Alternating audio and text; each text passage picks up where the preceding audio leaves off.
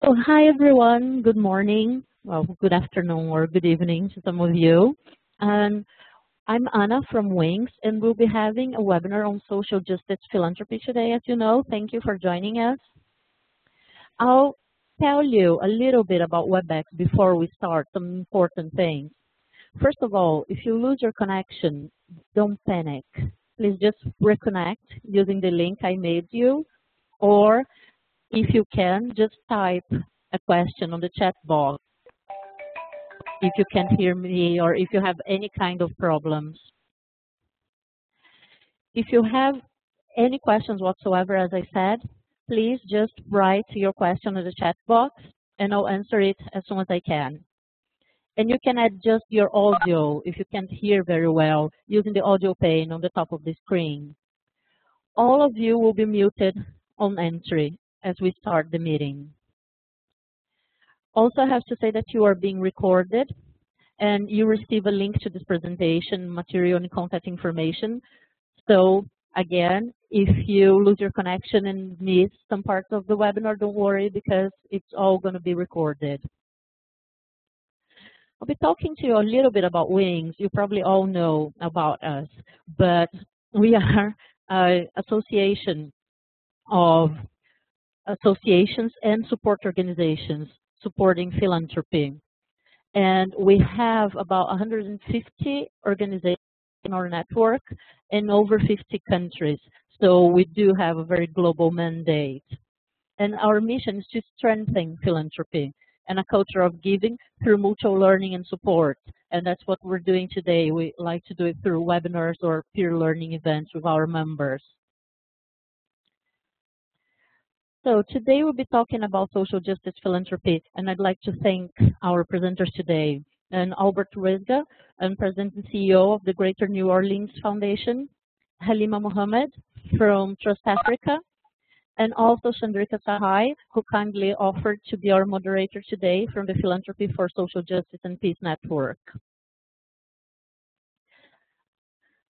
So, and I'll pass the floor to Chandrika right now, as she'll give us a brief introduction on the topic.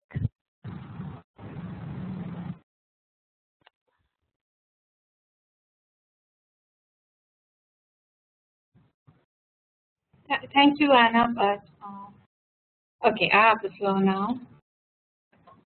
Right. Thank you, Anna, again. Before I invite Albert and Halima, who will delve into a more nuanced discussion about what really is social justice philanthropy, I wanted to take a minute or two to set the stage and provide a general overview and understanding of this practice. Broadly speaking, if philanthropic resources are used to alleviate the immediate crisis, their impact is going to be constrained. As we can see in this picture, cutting the weeds at the surface is not going to help in the development of a healthy tree. The problem still remains.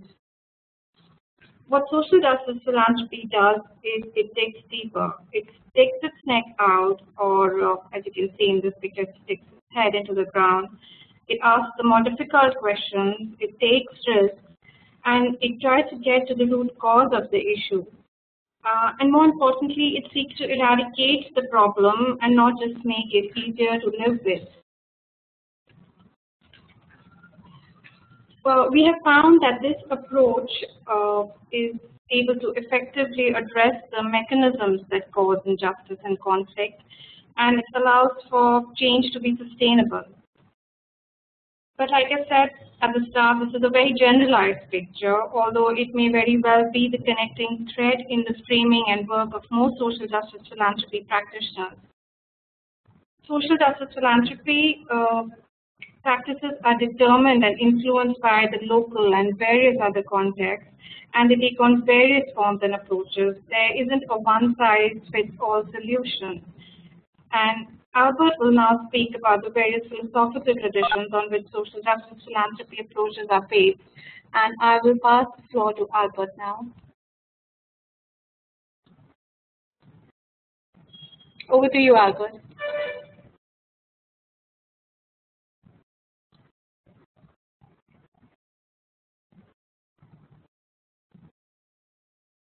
I think it was attached to the invitation that we sent to everyone. And it's a short article called Social Justice Philanthropy. Albert, sorry to interrupt you. Can you start Yes. again, please? I don't think we could hear you. Oh, okay. Can you hear me now? Yes. Oh, okay. I'm very sorry. Okay. I'll start again. I just wanted to talk a little bit about the origins of the paper that was distributed earlier in the invitation that was sent to you, titled Social Justice Philanthropy, an Initial Framework for Positioning This Work. It was a paper that I co-authored with a person named Deborah Punteny, who is a professor at the University of Chicago. And I want to make sure that she's acknowledged for this work as well. What the Working Group on Philanthropy for Social Justice and Peace set out to do initially was really to address what we saw was a need in the field. There were many grant makers who were self-identifying or describing themselves as social justice grant makers, and we wanted to understand what that was. And at the same time, we realized, or we believed that there were some who perhaps thought they were doing social justice grant making, and perhaps they weren't. And some who didn't think that they were, and in fact were. And so what did that mean? And we also wanted to strengthen the practice of social justice grant making. One of the first problems we set out for ourselves was to define what social justice grant making or social justice philanthropy is.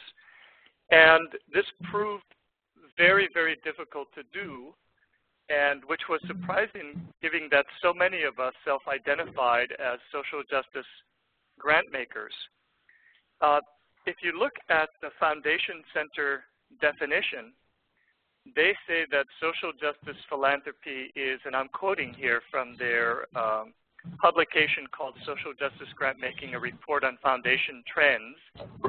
They said that social justice philanthropy is the granting of philanthropic contributions to nonprofit organizations that work for structural change in order to increase the opportunity of those who are least well off politically, economically, and socially.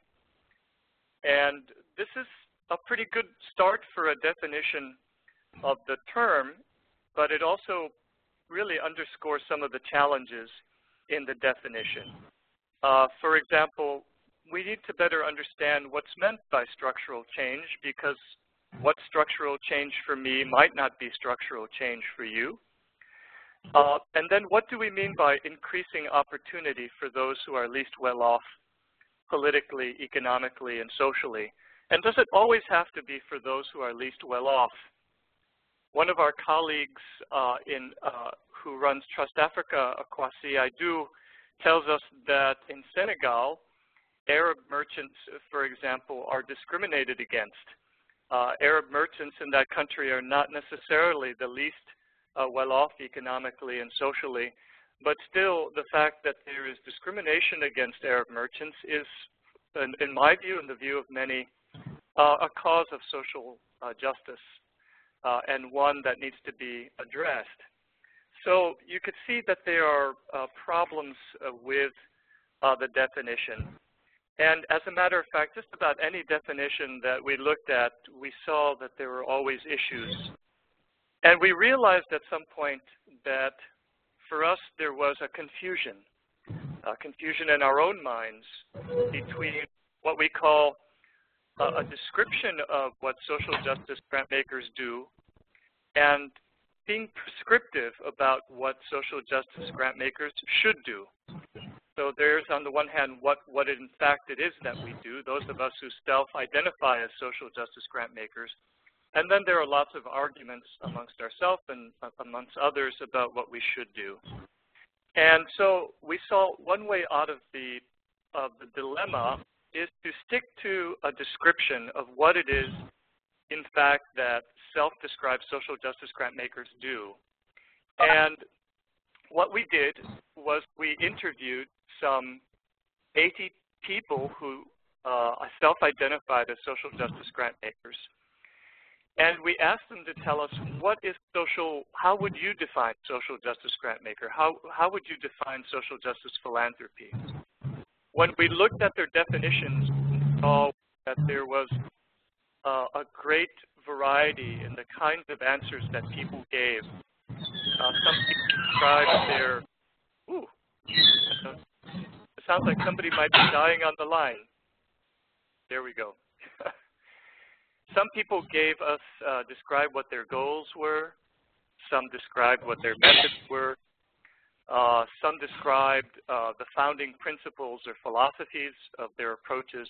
But there was no one definition or no one thread or element that was common to all of the definitions. Instead, what we found was that there really were many families or many traditions that were represented amongst people who self-identified as social justice grant makers. And on this slide, we were actually able to identify 8. Actually, there were more that we were able to identify, but these are the main ones.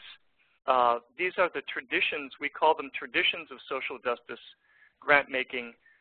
For lack of a better term, there might be a better term out there. But one thing that these traditions share is that each of them has a pretty extensive literature. For example, certainly the universal human rights tradition has an extensive literature going all the way back to Plato and Aristotle.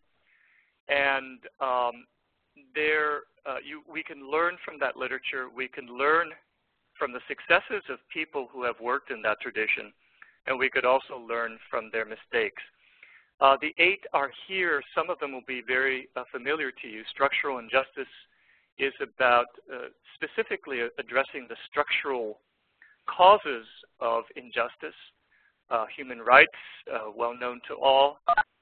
Equal distribution of resources. There's a tradition of people working in social justice who feel that the ultimate goal or outcome of any social justice intervention should be a fairly equal distribution of resources.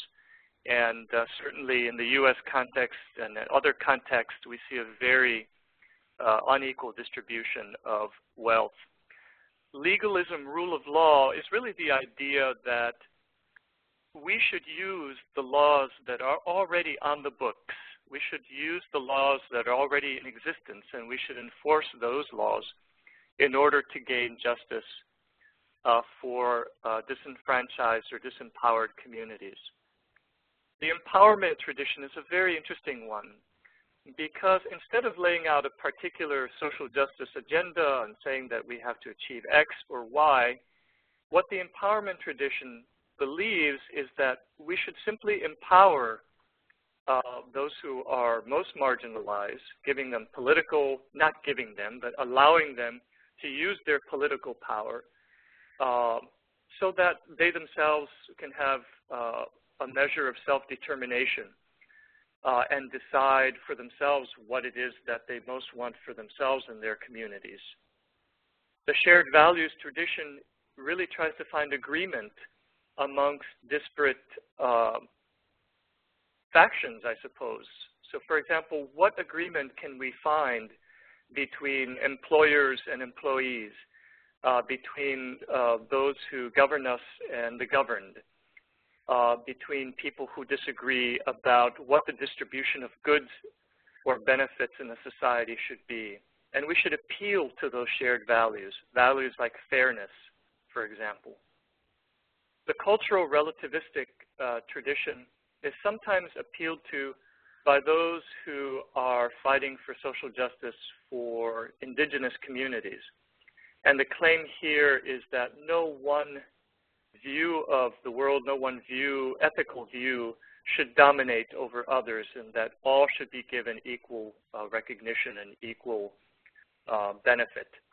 And then finally, at the bottom, we have the triple bottom line tradition, which is, I don't think it's really a new tradition, but it's the idea that good, the best way to achieve social goods like justice, equity, are by letting the market do its work as best it can, and that market forces when suitably deployed or when suitably used, can help obtain justice for all. And so that's one outline or one way of looking at the social justice traditions. It's a big tent approach. It's an approach that acknowledges that there are many, many different traditions, many ways of going about social justice work, and it doesn't try to be prescriptive. And on this slide, here is the really the 8 traditions. You notice that some very interesting traditions are left out, and I know that we've left out many, many that we haven't even begun to imagine. But for example, I'm a big proponent of something called the social contract tradition in justice, and it doesn't make its way onto this particular list. You'll also notice that a lot of these traditions are very Western-centric, or really perhaps more focused on the global North more than others. So there are a lot of problems with this particular list, but the issue is not, the question is not what's the list, but really an acknowledgement that there are many traditions in which we work for social justice, that there are multiple traditions.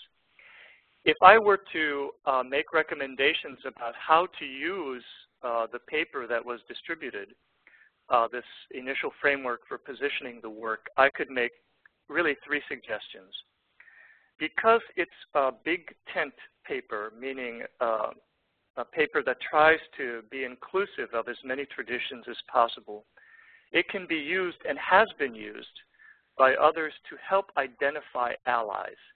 It's a way of inviting people into the discussion about social justice grantmaking and social justice philanthropy rather than excluding people and saying, no, you're not doing X, you're not doing Y, you're not doing Z. But instead, let's all come together and let's see how it is that we can draw strength from our various traditions. I should also point out that many of us work in multiple traditions. Most of us work in multiple traditions. So that you'll find one group not only appealing to universal human rights, but also, for example, fighting for structural justice and trying to address the structural causes of injustice.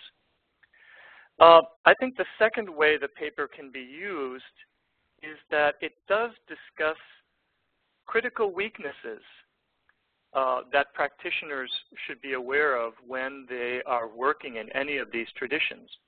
As I mentioned before, each of these traditions has a fairly extensive literature. And just about every thrust, every parry, every attempt, every counter attempt in each of these traditions has been tried, has been documented. People have thought about them, people have researched them, have written about them, and we can learn from that very extensive literature. And we try to, in the article, underscore or point out what some of the weaknesses might be so that we can be aware of them and so that we can be ready to counter them when we do our work. And finally, I think the paper is really an invitation to reflect on our practice in a way that we don't often give ourselves an opportunity to do. We're so busy doing the work that we do that we seldom have the opportunity that we really need to reflect on practice. So that's really the pure, what I've called the description of the traditions. Again, asking people who do the work, what does social justice grantmaking mean for you? And let's see, I'm trying to go to the next slide. And Albert, maybe we can ask the participants now, and what kind of tradition do they work with? Oh, sure. And there's and Anna, how are we doing the poll? I'm not quite sure how that works. Could you describe that? And yeah, sure. I'll be sending all of you right now a poll and just asking, of the 8 social justice traditions that Albert just presented to us, and which corresponds most closely with the work of your organization?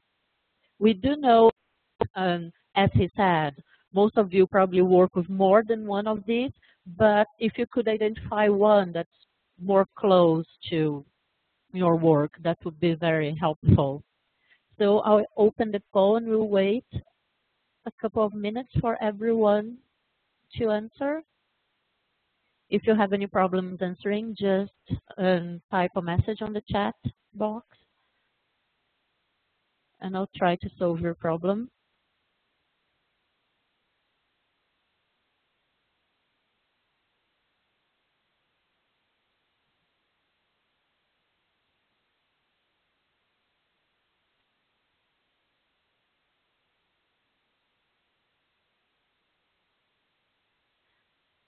And of course, if you don't work with social justice directly, you can leave it blank, or at the end, you could just tell us if there is another tradition or something else you work with.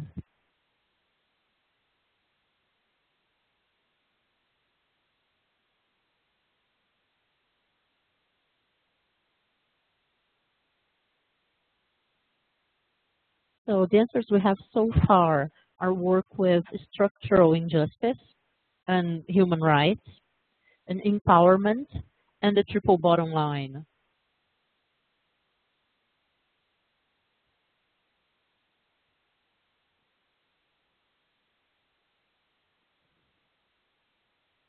Okay, I'll give you a few extra seconds.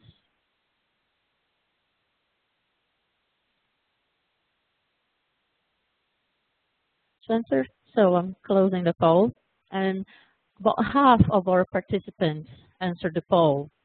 And then you have here that you work more often with empowerment and structural injustice.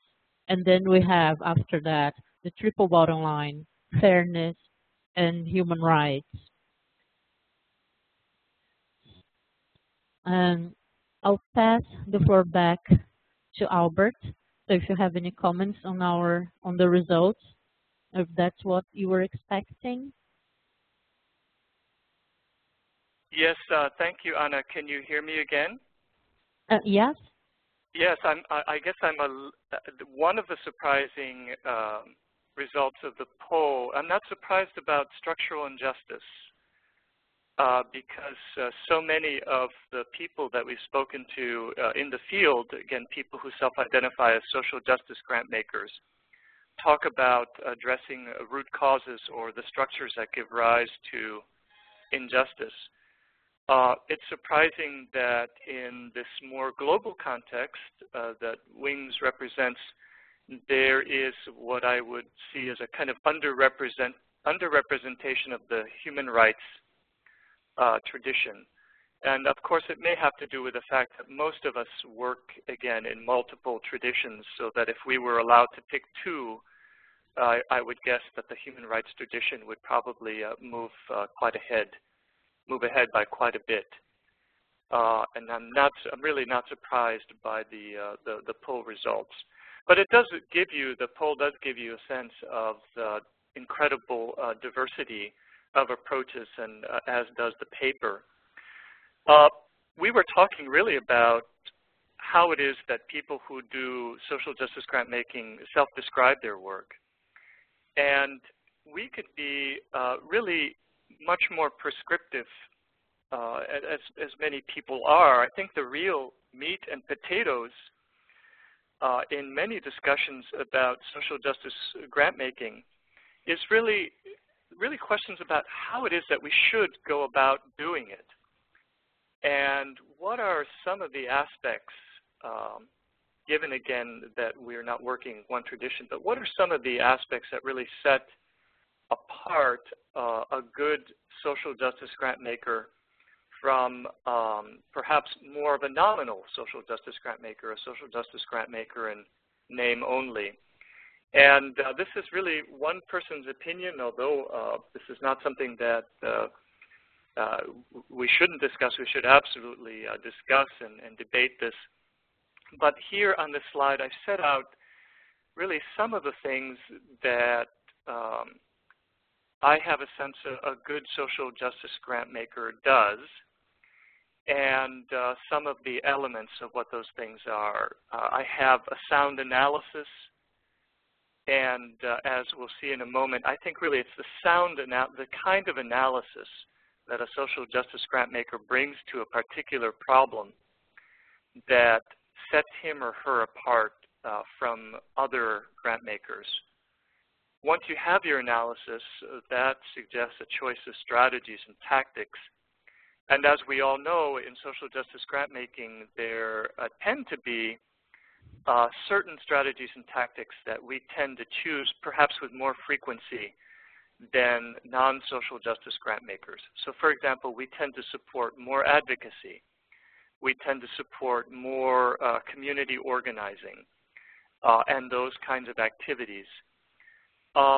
Then there are the values that animate our work. And that's in the lower left-hand box labeled solidarity and respect. We often talk about taking leadership from the communities that we aim to serve and working in solidarity with those communities and respecting the communities that we aim to serve through our grant making. And then finally, in the lower right-hand box, I put what really are the qualities of any good grant maker, whatever tradition he or she might be working in. And so that means, of course, that if you do evaluation because you want to learn and do better. You realize that problems didn't happen overnight and that the solutions aren't going to happen overnight as well. And so these are the kind of knowledge and techniques and other things that any good grant maker would bring to an issue. What I really think sets the social justice grant maker apart in a very interesting way is this notion of a sound analysis. And I want to say, just take 1 minute or two just to say what that sound analysis entails. When we talk about social justice analysis, it's very interesting that we focus on certain aspects of a problem that other grant makers might not tend to focus on, or that might tend to underplay. We certainly look at the forces that contribute to injustice. What is it that stands in the way of marginalized communities obtaining justice? We understand that membership in an oppressed class of people, let's say in the US context, being African American, or being a member of the LGBT community, or being a woman, can really affect the fates of entire classes of people. In India, being Dalit, in other contexts, being of a certain caste. So we pay attention to the effects of membership in these particular classes. Then there are institutional structures. This is the kind of, not looking just at institutional structures, but other aspects of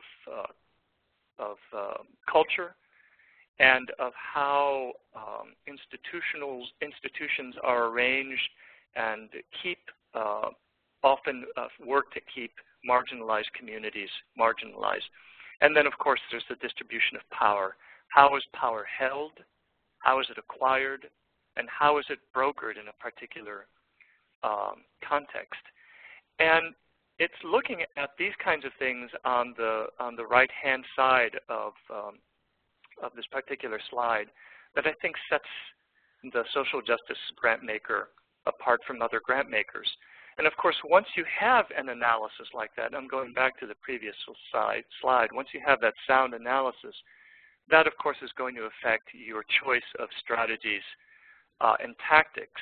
And I think the fact that we choose the strategies and tactics that we do choose is very much rooted in the kind of analysis that we bring to a social justice issue.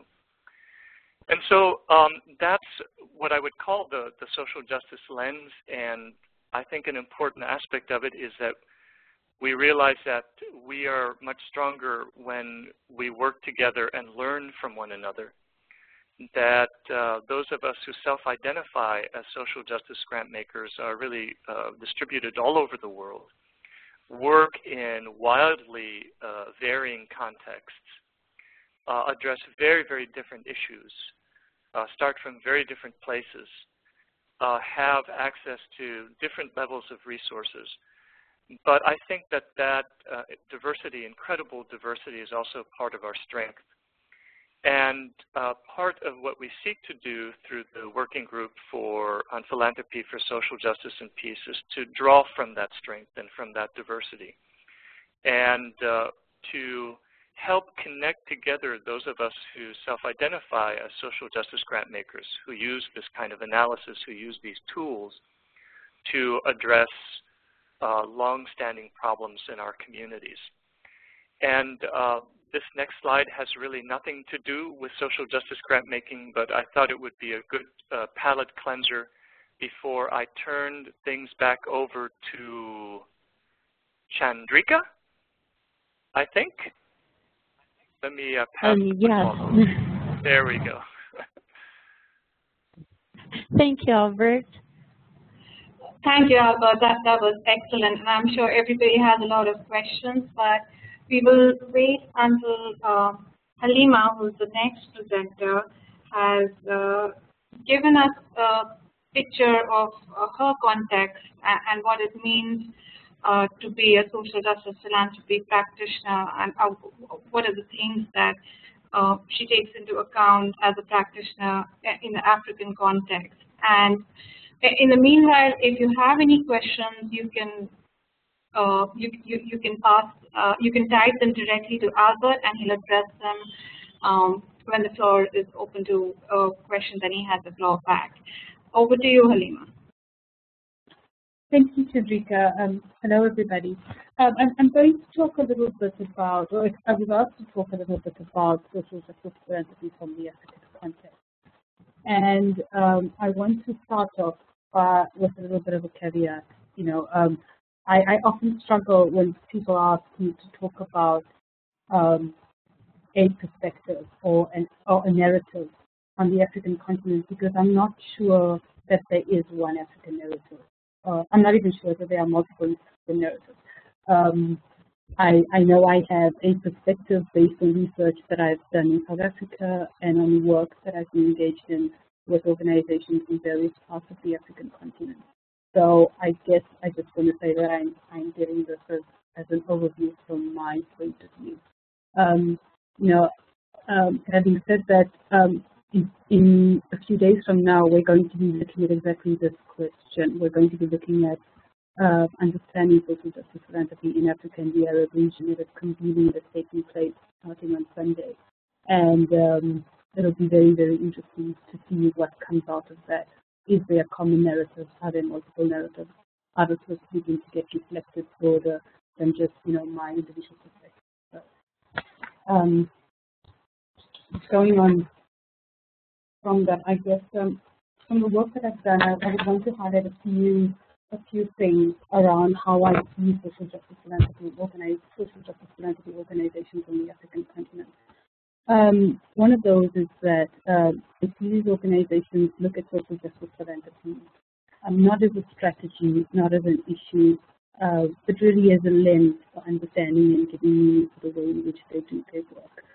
This also means that depending on several different factors, this lens requires zooming in at certain points and zooming out at certain points in order to be able to make sense of the situation. The second thing that I want to highlight is around this lens allowing for both, with the zooming in and zooming out, a holistic view, as well as a much more intricate, locally based view. So if we zoom out and take, if organizations zoom out and take the holistic view, it's really about understanding things in the entirety. These organizations are trying to say things, take a step back and taking the big picture.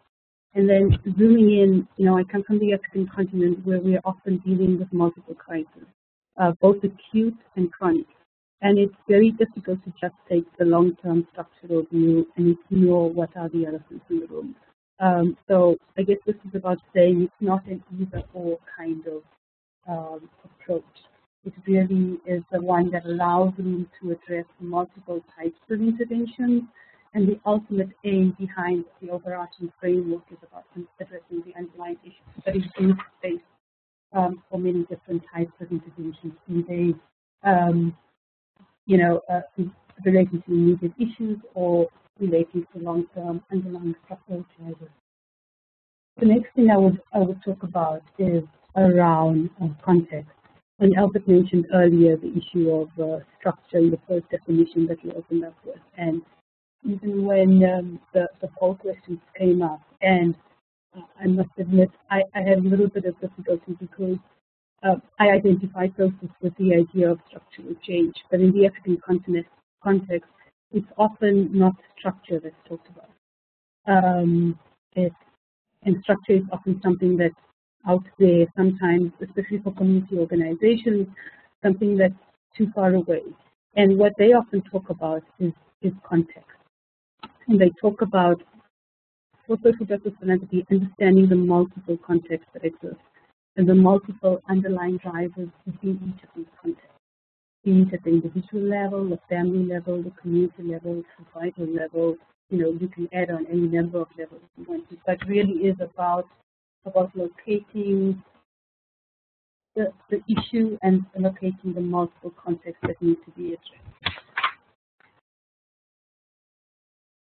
Okay, so the next question I think, or the next issue I think that I see as a commonality, and this is I guess a commonality right across, not just on the African continent, is around the why question, and people frame it in different ways.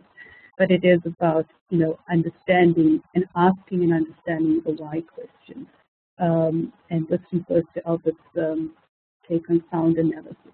But I think what I want to emphasize is that for these organizations, asking the why question does not mean that the why question is necessarily simplified.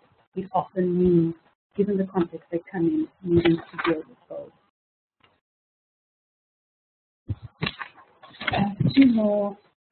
Two more points I would make around how these organizations understand social justice philanthropy. The first one is around power and voice and the issue of inclusive decision making. And this relates to the how question. For many organizations, as interacted with, changing the dynamics of power is a critical element of social justice philanthropy. And this is in relation not only to the work they support, but also the process of how they go about doing so. And so enabling local voices to be heard and to play a critical role in setting development agendas is vital. And that has to happen both in the decision-making process of the organizations as well as in the work that the organizations support. And the last thing that I would talk about around these organizations is that a lot of them are very adamant that, they are not neutral entities. They see themselves as grant makers. And their role involves much more than money. It involves bringing in expertise, both from the outside, from their own perspective, also drawing out expertise that exists on the ground in communities and in the communities that they're working with. But more than money involves bonding, bridging, and linking functions. It involves solidarity, providing platforms for voice, undertaking advocacy with and on behalf of those who they are supporting, and also convening power. So those are some of the key issues. There are two things that I want to say from my own perspective, just to avoid any miscommunication. The one is I come from a continent that has a rich and diverse history of giving of all different types, and there's an immense power in this giving. And the focus of social justice philanthropy in no way seeks to dismiss or marginalize this giving, or to make the claim that the indigenous giving is not transformative. So I think that increasingly there's a narrative happening in many different forums around charity and philanthropy, and dismissing charity and saying, philanthropy is the better one. And I think we need to interrogate our language and make sure that, as we're making our arguments, that these aren't moral arguments, and that we need to make our arguments in a way that we don't dismiss the values of our society. So that's almost all from me. I guess the last is Again, I wish this conversation was happening in 2 weeks' time. One, because of the meeting I mentioned earlier. On Sunday, we're starting a convening, which is the first space for discussion focusing specifically on understanding and interrogating social justice philanthropy in Africa and the Arab region. And the second is immediately after that will be the Ethical Chandrika Network Assembly. And a social justice philanthropy lens is really being used to help inform and develop the multiple sessions and conversations that are going to. So that's all from me. Chandrika, I think I will hand over to you. Oh, you already have the ball. Thank you, Halima. That was excellent. I think one point that both Albert and Halima made, which came across very strongly, was that social justice philanthropy is about a holistic approach. It is context-driven. It's not an either-or situation. It's not one tradition or another. It's not philanthropy versus charity. It's a lot of the times about responding to the needs or the current needs of the situation, but within a larger systemic change context. Before I'm going to be a little selfish here since I have the floor, and before I open the house to questions, I am going to talk a little about the Philanthropy for Social Justice and Peace Network. Albert already stressed the point very well that when we work together, we're much stronger when we work together, and we draw strength from our diversity, and we learn better from one another. And in that spirit, we are the Working Group on Philanthropy for Social Justice and Peace is trying to build a network around this practice. It is more of a community of practice. Why are we doing this? So that, as Albert said, we can learn from one another and improve our practice, so that we can get others to see our practice as good practice and mobilize more resources for social justice and peace work, and so that we can shift the discourse on philanthropy to one that puts social justice and peace at its core, because we believe that change is more sustainable when a social justice lens is used in philanthropy. How are we building this network? By sharing stories about the work, about how it's done, about why it is done, identifying ourselves the way Albert and Halima did in various traditions or in various contexts, so that we can learn from these stories, trying to demonstrate impact of this kind of philanthropy or philanthropy with the social justice and peace lens, in order to mobilize more resources and get others to see this as good practice. Connecting practitioners so that they can learn from each other to deepen their practice, and also often to work together. And we talked a lot about this practice being driven by local context, and in that spirit, we recognize that regional and local contexts inform this practice, and so in order to grow this practice, we cannot have one agenda that applies to the entire world, and we need to have regional agenda. So we are trying to support and partner with institutions, organizations, individuals, philanthropies in different continents to develop these regional agendas. One very good example of this is what Halima just pointed out to the convening on social justice philanthropy, which is going to be held in Johannesburg 3 days from now.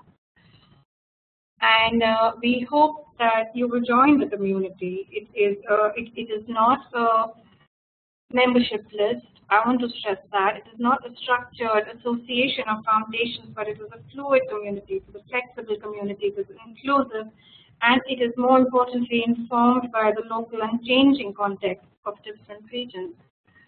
And all you have to do is, if you identify yourself as a social justice philanthropy practitioner, or you want to bring this lens into your practice, please just go to this website and click on the button that says join the community. And that's all from me. And I will pass the floor to Anna, who will moderate any questions that you have that you can type to Anna, or you can type to Albert, Halima, and me. Thank you. Hi, thank you very much, Chandrika, and thank you, Albert and Halima. So I'm opening the floor for questions now. So if you have any questions, you can type them on the chat box, or you can unmute yourself. If you click on that microphone, the red microphone by your name on the right-hand side, you'll be able to talk to us and ask your questions. And while you think about it or type your questions, I actually have one for Albert. And you mentioned on your presentation a social contract tradition, but could you expand a little bit more on that? What would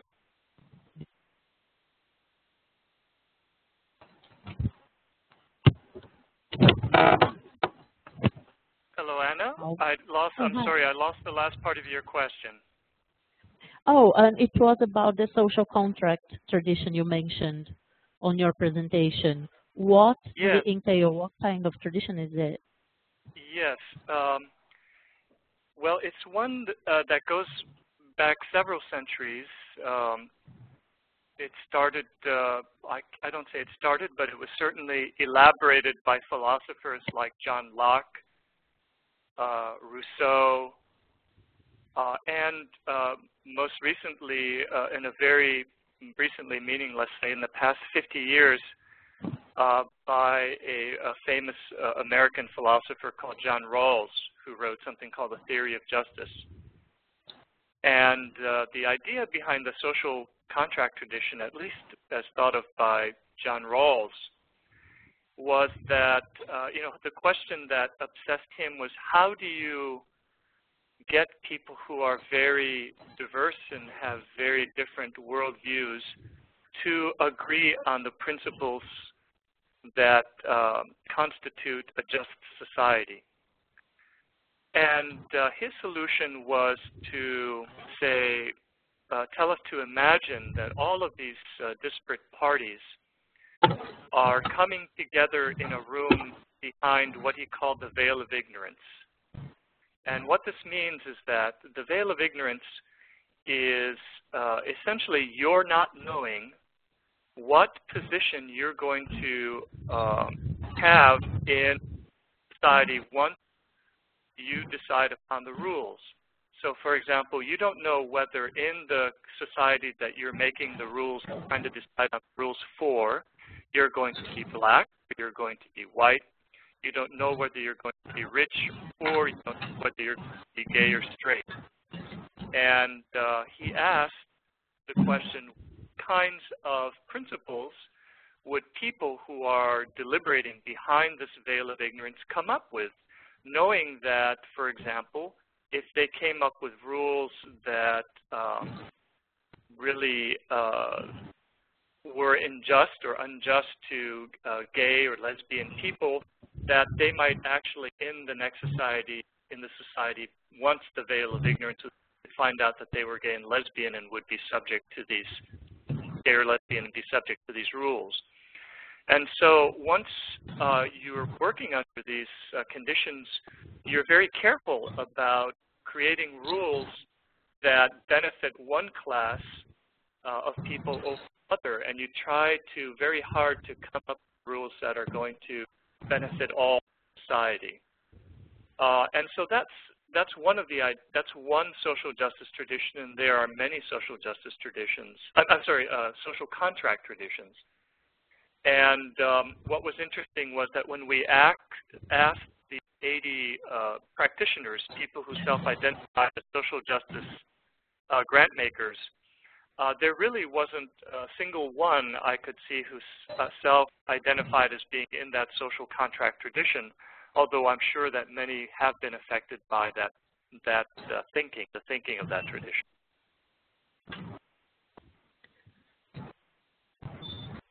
Oh, thank you. Thanks, Albert. Chandrika, do you have any questions or points? Yes. I have a question for Albert. Albert, during your research, which resulted in this traditions paper, and the 80 practitioners that you interviewed, were there any who were working or identified themselves as working in situations of overt conflict?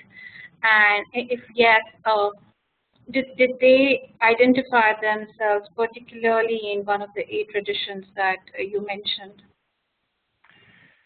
There certainly were quite a few that were working in contexts in which there was a great deal of conflict, if not outright war. And this is actually one of the, I think, one of the weaknesses of the paper is that even though we are, we call ourselves the Working Group on Philanthropy for Social Justice and Peace, we didn't really talk a great deal about peace in the paper. There is on page 4 of the paper an acknowledgement of this gap, and it's really an acknowledgement that when you have social injustices that remain unaddressed over a long period of time, this in many cases will lead to societal conflict. It may lead even to violent conflict, and that there is, because of this really, a very close link between injustices that go unaddressed and societies in which there is either I don't know, overt or less overt kinds of violence and conflict amongst its members. So yes, there were many who were working in these contexts who self-identified as social justice grant makers, but who saw the root of conflict really being in some form of injustice or other that would be addressed through one or other of these traditions. Right. Thank you. That was very helpful. Thanks. And it's almost, we've been talking for almost an hour, and it's been a great webinar. I think we should wrap up now. So if anyone has a final question, or if any of you have final comments to make, Albert or Halima and Chandrika.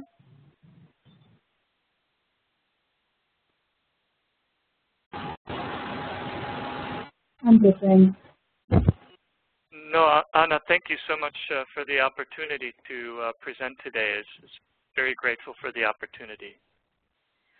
Oh, it was great. Thank you, Albert, for your presentation. It was great, and for sending the paper, which will be very useful for everyone. And thank you, Halima, as well.